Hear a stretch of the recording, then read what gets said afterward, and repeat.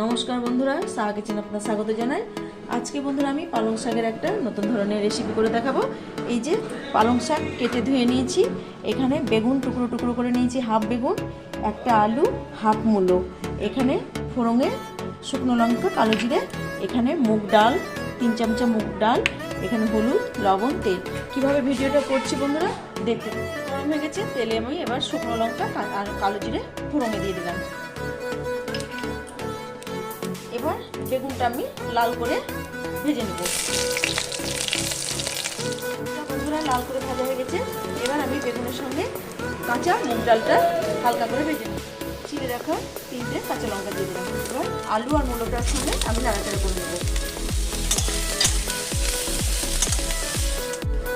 এবার পালং শাকটা দিয়ে লবণ হলুদ দিয়ে আমি ঢাকা দিয়ে দেবো।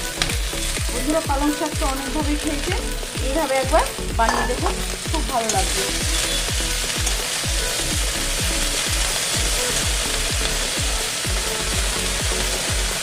পরিমাণ মতো লবণ,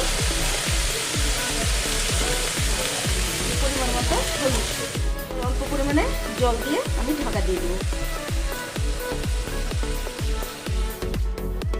পালং শাক ডাল দিয়ে মুগ ডাল দিয়ে বন্ধুরা একদম কমপ্লিট। এইভাবে একবার বানিয়ে দেখুন, খুব ভালো লাগবে। এবার আমি অল্প করে এখানে মিষ্টিও দিয়ে দিব, এটা একটু মিষ্টি স্বাদেরই হয়। 1 চামচা আদা বাটা,